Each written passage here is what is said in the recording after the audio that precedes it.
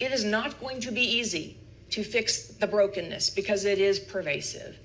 But there are ways, and citizens and Americans are going to be the key to that. So I just want to make sure that that's coming clear from our camp. We are thrilled that so many Americans are rallying, and it's been a trying time. But now we're awake, and we need to stand shoulder to shoulder to fix this. I think one of the things that we've seen that is most encouraging to us has really been as the people have begun to sort of understand what we're doing and the work that we have, and it is confusing, right? And they do need to know a little bit more, and hopefully the movie will help explain that. But I think the most encouraging thing of all is that the people are learning how to communicate with their legislators. And you're starting to see the three branches of government in each of the states really starting to sort of come together as best the three branches can. And you're starting to see the people as kind of the lead of it, and they're starting to push what I think is some good legislation to ban the drop boxes and to clean up the voter rolls and to make these crimes stick. Let's make them big felonies rather than just some little misdemeanor. And let's really put some heat behind that. And we're seeing more and more and more. It's incredibly encouraging. This groundswell that's occurring is incredibly encouraging. And more Americans going to their legislators, and then we're getting calls from the legislators saying, hey, what can we do? I have one in my phone right now. I made a presentation to some of the Arizona legislators back in December, and then Catherine has worked really closely with the Attorney General's office and others there. We've had an interesting intersection with law enforcement out there, I think. But I would say to you that it's all because the people are coming. It's not because Catherine and Gregg, made some awesome presentation with a cool PowerPoint or because they knew the movie was coming. It's the people in Arizona and the people all across the country that are really rising up and saying, no more. You're not going to tell me no. Let's sit down and talk about this. And as they get more and more confident in their ability to proactively approach those legislators and to press law enforcement at the state level, and then I think even the judiciary is showing some signs that they're willing to listen to things that are real. And all of that coming together, I think I'm more optimistic about that one point. I think absolutely. Almost anything else we're doing. Absolutely. So actually along that line, that brings up a question, which is that you said one of the things people can do is talk to their legislators and have perhaps the level of crime go up. So, the level of felony go up. But it seems like when you presented to the Georgia Bureau of Investigation, the GBI, you showed them all the evidence. You showed them surveillance footage of people putting in multiple ballots, which is already a felony. But they said, well, there's no probable cause for investigation. So it seems like, how would you address that concern, that even if you raise the felony, if it's not being enforced? First, anyone with any kind of a law background or law enforcement background to hear the chief law enforcement officer in the state say that we don't have probable cause to investigate, it's kind of a little backwards, guys. I mean, you investigate, and that helps bring probable cause so that we can get some arrests made. I just have every bit of optimism that American citizens rising up for freedom and to save this republic are going to make the difference.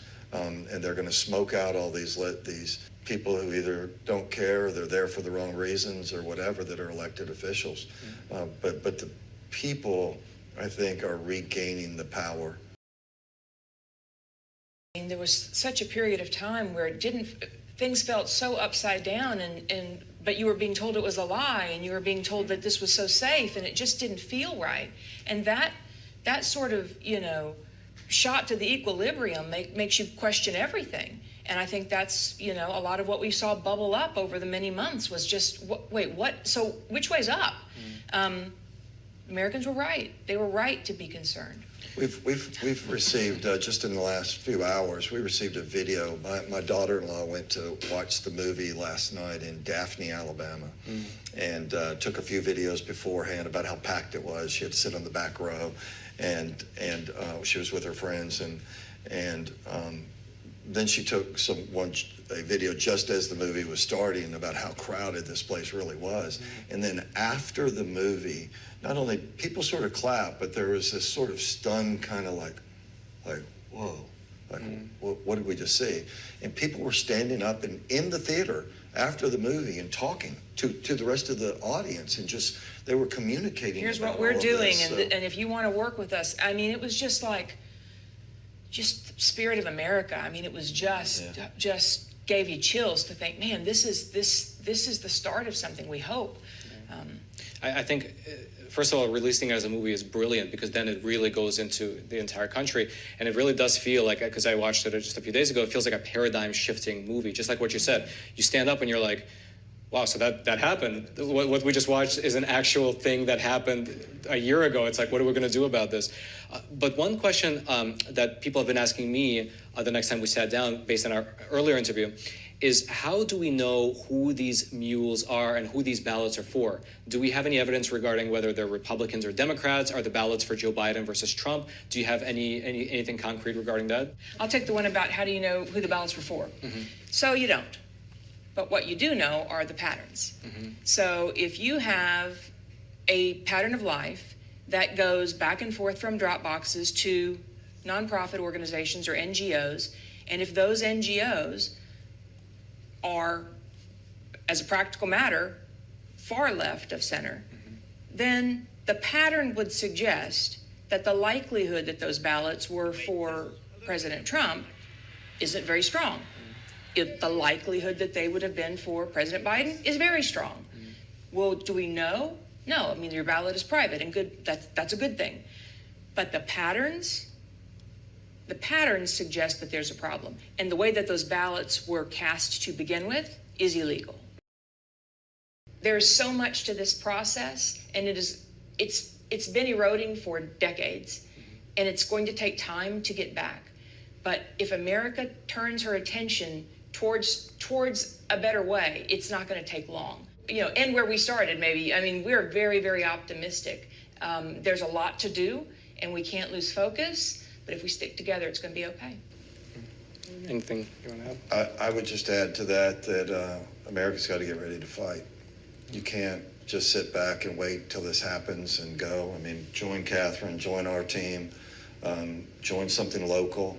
I mean, be those people standing up in the front of that theater saying what all the things they're doing and asking the people in the theaters to come join them. It's those counterinsurgencies. It's people like us that are, that need folks to be able to come in and help. And as I said earlier, get out and talk to your legislators. You don't have to scream at them, you don't have to be mad at them, but work with them. Tell them that we've got to get these rolls clean. We can never do mass mail out again. And we've got to get rid of these drop boxes. And for the bad guys, one of the other things that we've heard from people that are contacting us, put these people in jail. Make these laws stick. You put a pack of them in jail, and we'll stop this quick.